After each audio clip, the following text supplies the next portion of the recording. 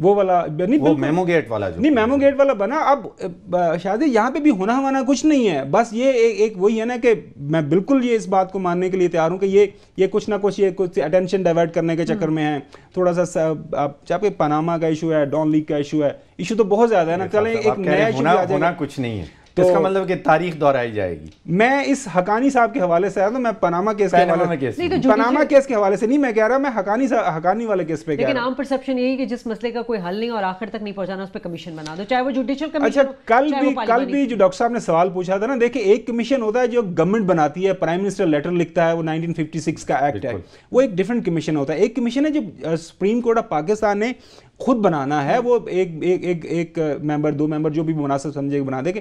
وہ بالکل nature of commission وہ ٹوٹلی ڈیفرنٹ ہوگی. جیسے وہ الیکشن ریگنگ والا جو تھا وہ سپریم کورٹ نے بنایا تھا، وہ 1956 والے قانون کے تحت نہیں بنا، اور اس کا بالکل پھر فیصلہ آیا، سب کے سامنے آ گیا اور سب کو ایکسیپٹ کرنا پڑ گیا. ٹھیک ہے، دیکھتے ہیں اب اس کا جو ڈھول ہے وہ حقانی صاحب کا، وہ کب تک پٹتا ہے اور توجہ ہٹانے کی جو ایک پالیسی ہے وہ کہاں تک کامیاب ہوتی ہے. ہم بات کریں گے ترجیحات کی، تو حکومت کی ترجیحات ہمیشہ ان تمام منصوبوں پر رہی ہے جس میں شاید ان کا اپنا انٹرسٹ ہو. ہماری اپنی ترجیحات کیا ہیں؟ صحت، تعلیم، اس پر حکومت توجہ نہیں دیتی. بات کریں گے اس بریک کے بعد.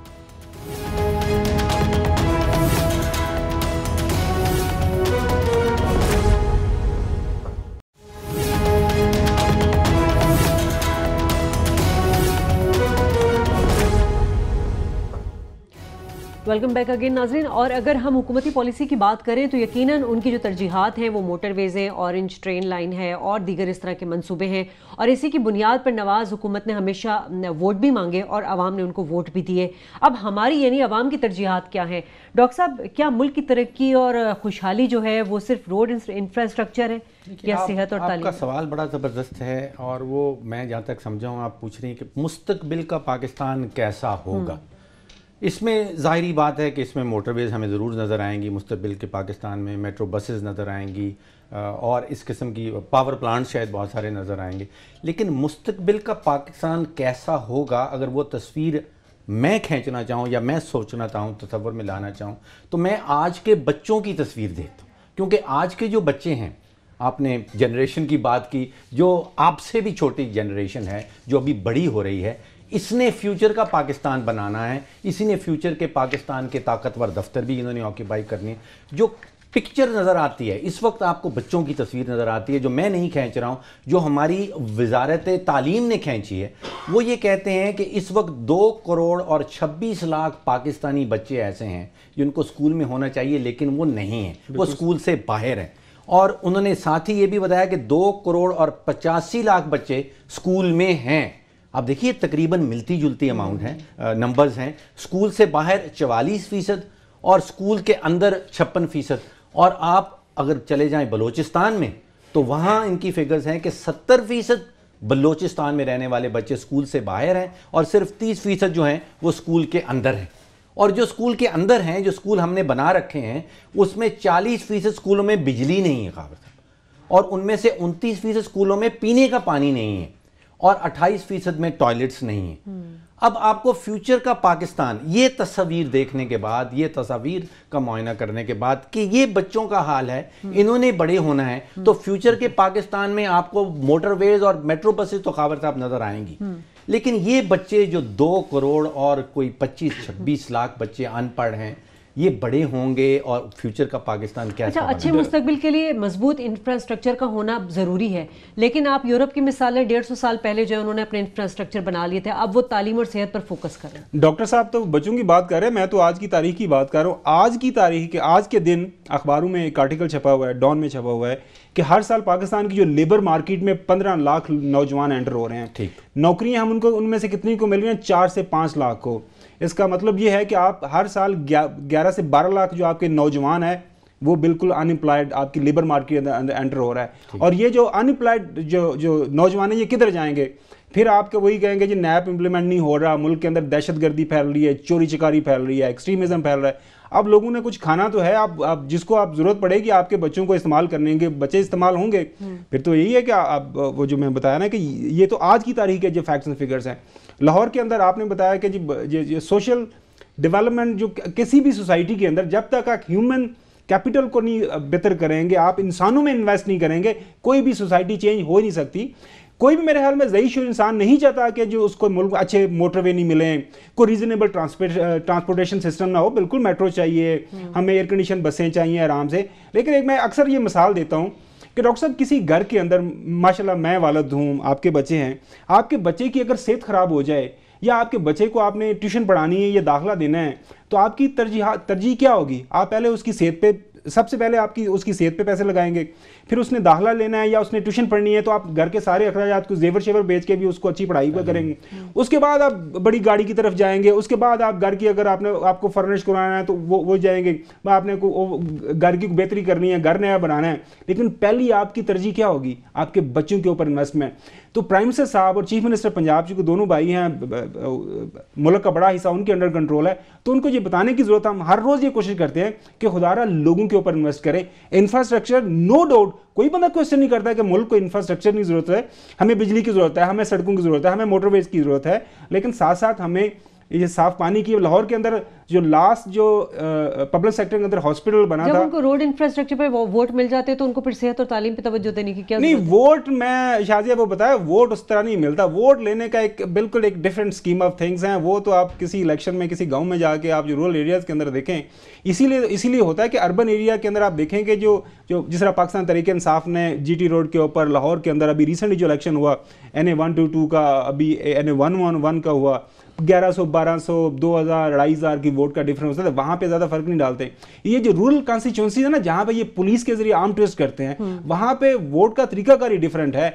ये मैं हरगिज़ ये आर्गूमेंट नहीं मानता है कि जी इनकी सड़कें दे के या इनके पुल दे के इनको वोट मिलते हैं, वो बिल्कुल नहीं मिलते।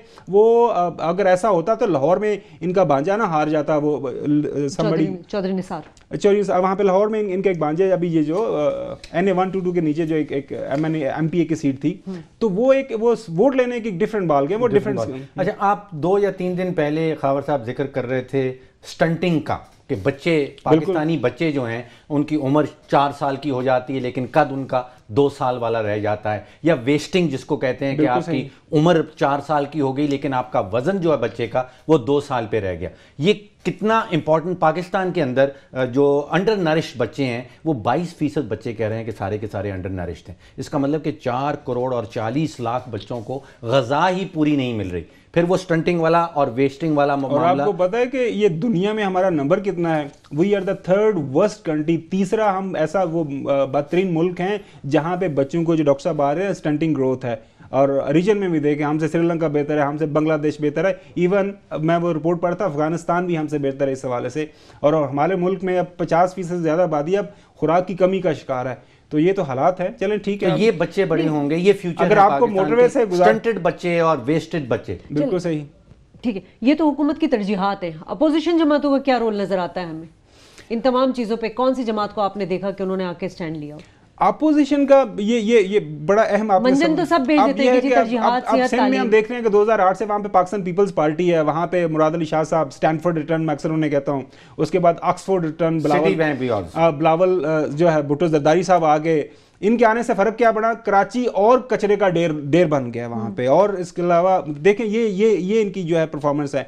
बाकी आप पाकिस्तान तहरीक इंसाफ है, अब मैं चूँकि KP में मैं नहीं गया जब से हुकूमत आई है, मैं वहाँ पे कमेंट नहीं कर सकता कि वहाँ पे हालात कैसे चल रहे हैं, लेकिन जो खबरें वहाँ से आ रही है ना कि कतरे कुछ वहाँ पे कोई इनिशिएटिव लिए जा रहे हैं, कोई रिफॉर्म्स होनी चाहिए। और बाकी शाजिया, अब इस टाइम आपके पास ओवरवेलमिंग मेजॉरिटी है नेशनल असेंबली के अंदर, आप हैवी मेजॉरिटी आपके पास, सेनेट के अंदर आपके पास पाकिस्तान पीपल्स पार्टी बैठी हुई है। तो ज़्यादा ज़िम्मेदारी सियासी तौर पर इस मुल्क के अंदर अगर कोई अच्छी चीज़ नहीं हो रही तो इन 2 पार्टियों पे आती है। सियासी ढांचे की जब बात करते हैं, अभी पहले शादी ने भी इसी किस्म का सवाल किया, जब एक इकोनॉमिस्ट सियासी ढांचे को देखता है खावर साहब, तो वो देखता है डिमांड एंड सप्लाई को। जिस किस्म के आप मेंबर्स नेशनल असेंबली के और सेनेट के चुन रहे हैं, जिस किस्म के लोगों को पाकिस्तानी वोटर वोट डालता है, उसी किस्म की आपको सप्लाई मिलेगी।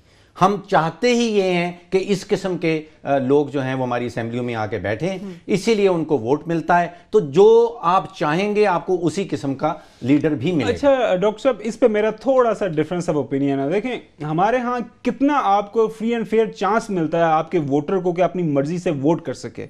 मैंने जिस तरह बताया ना, आप बाकी इंटीरियर सिंध की, इंटीरियर बलोचिस्तान की या खैबर पख्तूनख्वा की बात छोड़े, मैं आपको पंजाब की बात कर रहा हूँ। जीटी रोड से थोड़ा सा हट जाएं रूरल एरिया के अंदर, वहाँ पे आप SHO की मर्जी के बगैर वोट नहीं डाल सकते, आपको लोग मारते हैं। साहब आप एक डब्बे में जाते हैं, आपको कोई देख नहीं रहा होता, आप चाहे डब्बे से बाहर किसी से वादा करके आए, वहाँ पे तो आप वोट अपनी मर्जी के मुताबिक, अपने कॉन्शियस के मुताबिक, अपने जहन के मुताबिक डाल सकते हैं। लेकिन हमारे यहाँ अभी वो एक माइंडसेट जो आप बात कर रहे हैं, ये किस तरह आएगा? ये आपके पॉलिटिकल अवेकनिंग, पॉलिटिकल आपको अवेयरनेस लोगों को मिलेगी। 11 साल से अवेयरनेस ही तालीम से भी अवेयरनेस आएगी, जिसे हुकूमत जानबूझकर नहीं देना चाह रही है। जानबूझकर नहीं, बिल्कुल बिल्कुल सही बता रही है। नहीं देना चाह रही कि एक आम आदमी में, एक लेमैन में, एक गरीब किसान में ये समझ आए कि वोट उसका हक है और वो किस तरह बदल सकता है। जिस तरह की rain of terror during election days होती है हमारे मुल्क के अंदर, वो मैंने तो खुद देखा है अपने गाँव के अंदर, वो बिल्कुल वो अपने जो कैंडिडेट्स हैं किस तरह असले के साथ आगे पीछे घूम फिर रहे होते हैं। तो हमारे यहाँ इलेक्शनियरिंग एक टोटली डिफरेंट एक स्कीम ऑफ थिंग्स के तहत लड़ी जाती है। उसमें आपकी बात बिल्कुल ठीक है, उसमें पाकिस्तान तहरीक इंसाफ जो है ना, वो अभी उनको बड़ी मेहनत करनी पड़ेगी। आवाम के पास वोट की ताकत है, लेकिन समझ की ताकत भी होनी चाहिए, जो कि इस तरह के प्रोग्राम में हम कोशिश करते हैं कि आवाम तक पहुंचे कि उनके पास बहुत ज़्यादा ताकत है और वो है वोट की। लेकिन साथ साथ कोशिश ये करें कि सेहत और तालीम के लिए जो है वो मतलब जिसकी जितनी कैपेसिटी है वो उसको ज़रूर पूरा करें। हुक्मरान तो इक़्तिदार के हवस में सिर्फ अपनी तरजीहात को आगे रखते हैं, लेकिन आवाम को चाहिए कि वो अपनी ताकत का भी इस्तेमाल करें। प्रोग्राम से शाजिया खान, फ़ारूक सलीम, खावर घुमन साहब को इजाज़त दीजिए। खुदा हाफ़िज़।